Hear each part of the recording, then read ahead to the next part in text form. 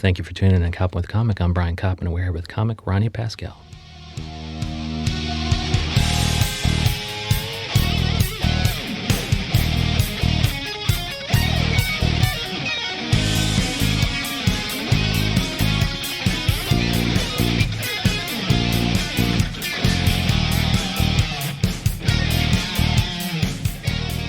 Ronny Pascale, how the hell are you? I'm good. How are you? Oh, good. Thank you so much for coming on. And if people want to see you do stand-up comedy on stage in New York City, where do they do that? But also, where can they find you online? They could find me online on Twitter at Ronny Pascale. That's Ronny with a Y. Everyone gets that wrong. Yeah, I think I follow you on there. It's Ronny. Yeah. Pascale. Okay. Pascale. Thank you for pronouncing it right. Oh, good. I'm glad I did. I had to check it beforehand, and there's names where I really just slaughter it. So Ronny Pascale just slips off the tongue. Yeah. I think it's easy. My grandma gets really upset because people say it wrong. Oh, how do they say it? Pascale. Pascale. Yeah. Pascal. Anything wrong. So... and I do stand-up. I just started doing stand-up. I improvised for a long time, and now switching into stand-up. I do mostly at the Pit. I'm doing a show at West Side Comedy soon. Just slowly easing into this whole world. Yeah, and is the Pit, your show at the Pit, what is that? When is it coming up? But also, is that sketch or is that stand-up? I do sketch. I do stand-up in it. And the Pit show coming up, is that going to be stand-up or sketch? That one's sketch. Okay. Yeah, and then I have a run coming up, a monthly show at Otto's Shrunken Head that's only stand-up. Oh, cool. Yeah. Cool. And so, I think, is it a certain sketch company that you're with? I had a couple guys who were at Infinite Sketch, and there's another one who was with Flying Blind. Like, what's the name of your sketch team? Well, I'm in the works of redoing it because it used to be called Ronny Pascale's Funny Friends. Nice. And so I would just invite 5 friends each show. Okay. So, that show was 5 different people I'd write a sketch with each. So they were only responsible for writing one sketch. Oh, cool. Yeah, and then so for me, I had to do 5 sketches, and the audience saw a full sketch show, but each person was only responsible for one. Well, that's cool, though, because then you're in each sketch. Yeah. Okay, and that's how you got big enough, and you're like, dude, it's time. I really conquered the sketch. It's time to move over into comedy. Yeah. And so it'll be Otto Shrunken Head, and that's Lower East Side? It's kind of by Union 14th Square. And A. Okay, it's close enough to Union Square where I think we've been there for music, and it's a nice space to do stand-up, I would think. Yeah, it's a cute little tiki lounge in the back. Yeah, I think that's where I saw the show. And so you got that coming up, and Ronny Pascale across all social platforms, so that they can pay attention to all upcoming live dates. You could ignore my Instagram. I'm not good at Instagram right now. Not too good at Instagram, but one interesting thing that you've been doing, and this is how you cross paths with me, is that you are trying to do, and you will do, totally, 365 podcasts in 365 days. That is the goal. That is the goal, and so far you've done maybe 25 or so. I've done about 25, and about 15 have been released so far. Okay. It's been an interesting experience. Yeah, so what have you noticed across the 25 podcasts that, what are the similarities, what are the differences, what are the things you like, what are the things you don't like, and will it inform your own podcast in the future? Well, one thing I learned is I hate doing remote recording because then I have to set the microphone up myself. Oh, yeah, because some people have been asking to do that, and I'm like, I don't know. I don't know if that's going to work properly, but it's cool to learn that it's even shitty on your end, so why would people want to do this? It's like, do you really want to set up your own mic? It's like, no, I'm just going to speak right into the Skype thing, and it's going to sound like shit, right? Yeah, it sounds terrible. Yeah. The first few, I was just like, I'll do... And the headphone is the built-in one, and my headphones, the microphone, so I was just like, I'll do that. I didn't realize how bad it was until the first one came out, and the podcast put a warning beforehand, like, warning, this is poorly recorded on his end. No. Why would they throw you under the bus like that? They meant it in a nice way. They said something he recorded it on the streets of New York. Okay. Yeah. That's a little bit better. Yeah. Okay. But it was while I was standing outside, because where I was originally going to record that one, there was a lot of echo. Okay. So I learned be in a padded room like this one. Okay. And then that led to what other issues? So you went to a padded room. Went to a padded room. And it still sounded like shit. No, I walked around on the street of New York while recording it using the microphone that's in my headphones. It sounded terrible. Wow. But it was one of my favorite episodes that I've done. Oh, good. And so the content is good. Yeah. But just not necessarily recording. And since then, you're trying to, show up in studio? Show up in studio or... I would sit in my bedroom and record it into a microphone and then send them the audio after. Oh, okay. I'm okay with that. Okay. And content-wise, what are some of the things that you're liking or disliking as far as, podcasts? Like, what are some of the subject matters you think that they're all talking about too much or not enough, and how will that inform any podcasts you do in the future? Well, I've done a lot that are just general comedy, which gets a little boring after a while. Yeah, you can only hear about it so often, I would think. Yeah, you could only tell the same stories so many times. Yeah, and I think that, that's why I try to bring in, although I'm talking with a comic each time, I'm trying to have them provide me with a list of things that interest them, and then I'll choose a couple, and therefore each episode with the comic will not necessarily talk about comedy all the time, although a lot of times we'll use the subject matter as a way into or out of their act. It's like we're not talking about just the same, crowd control and hecklers and things like that, I hate when I watch Conan and a stand-up is on and they start telling their set within the interview. Oh, no. Have you never seen that where they're but so they do their set, or you're saying when they are a guest, all they're doing is really just working jokes into it. Yeah. And that's kind of also why I didn't want people to just come in there with their act, because it's like, if you had an interesting upbringing with, mixed race parents or something like that, it's going to be you just telling me about it. I'm not going to be able to contribute anything. And a lot of times you're just going to be burning jokes. Yeah. These are jokes from your act. It's like, no, let's try to test new material. This should be the place where you're like, let's take my B or C material and chat about it and see if I can think about anything while I'm being recorded. Yeah. It's not like the place to burn A material, Yeah, and then the whole audience listening is like, oh, that's the jokes he's using already. Yeah. I've seen this on stage before. And so what are some of the other things that, each podcast will be centered around a subject matter, I would think. Yeah. And then have you done political stuff? Have you done music ones? What are some of the ones you've done? I've done a political one last year, so it doesn't really count for this. It's called Bafflegab, and it's a political parody where the two hosts, one is very far right, one is very far left. Oh, cool. And then they debate, and then I come on as a character. How does that work? And are you a character kind of interacting with each side, like you bring up something and then they'll attack it from the right and the left?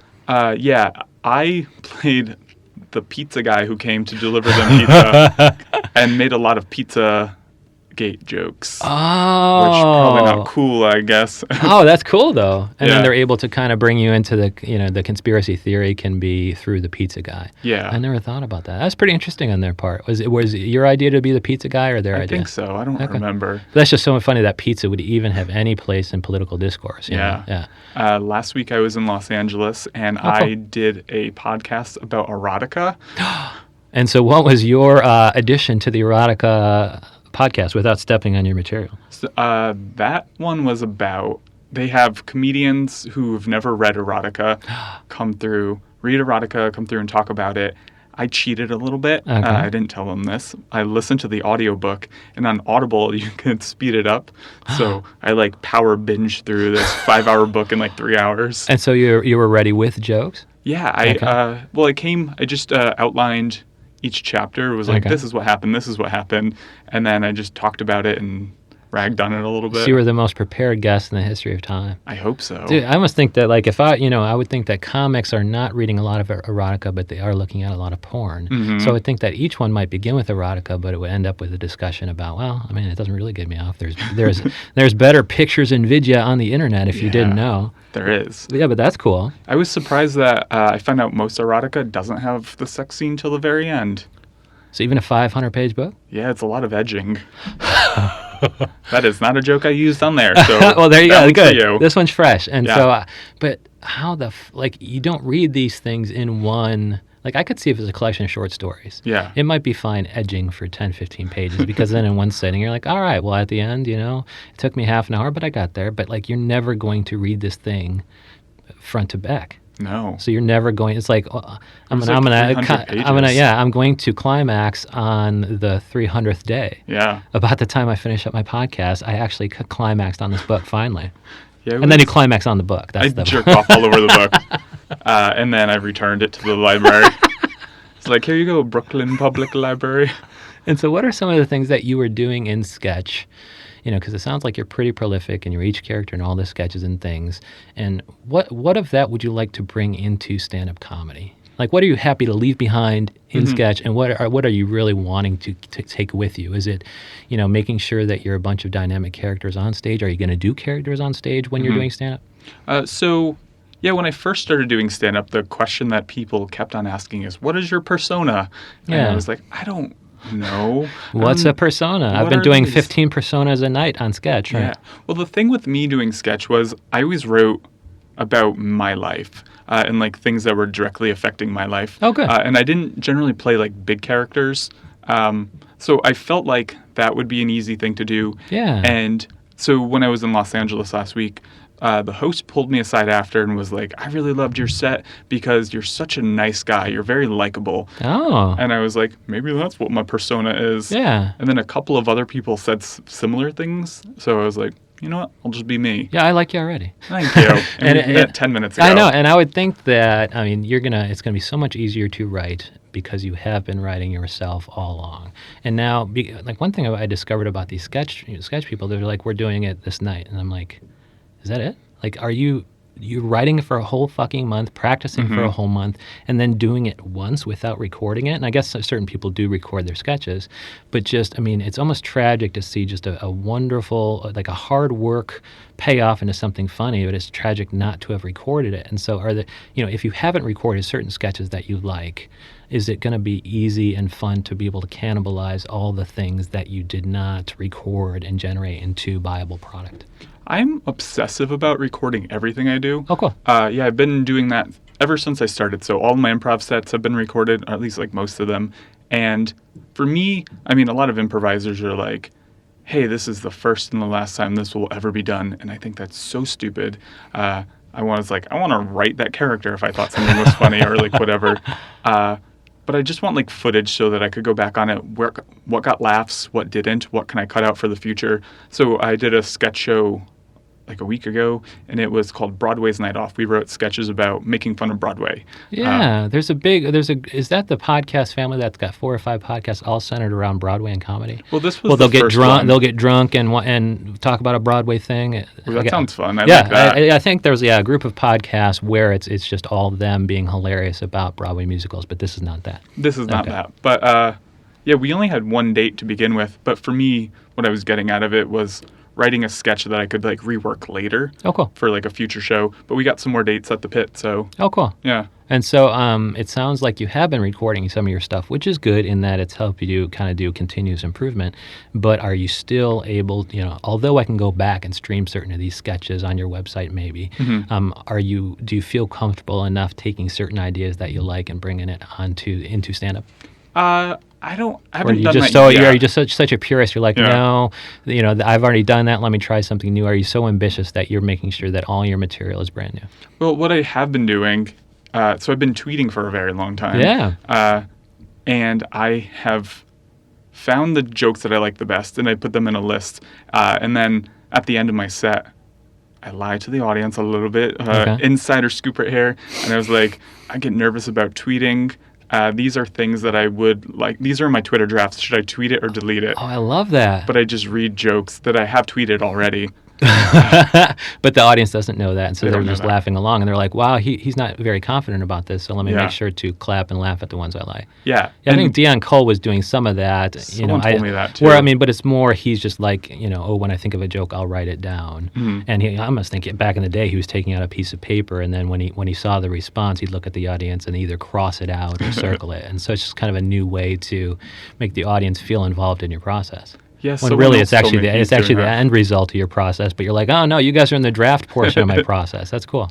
Well, what I like about it is the jokes that have been getting big laughs, figuring out how to like put a setup around it, what's the story behind it. Yeah, because although you had a nice joke format, once something works, you're going to have to polish it up into the setup punch, but also then transition into and out of prepared material because you found the gem. Yeah. And you can't just say, oh, I found a gem. No, you have to put it in the ring setting or whatever, and then give it to your wife for marriage or whatever. Well, what I realized about just reading tweets and all punchlines is no one laughs because they get tired after a while. Yeah. So they we want the setup. We need the break every now and then. Yeah. So I've been using those, putting a little setup behind, but not going too long, trying to be a little concise about it. Oh, good. So that's how funny Ronny Pascale is. Mm-hmm. He needs to break up the punchlines with setups. I'm so funny. He is so funny. And so if you want to see his show dates, Auto Shrunken Head, he's going to have those at Ronny Pascale across social platforms. Yep.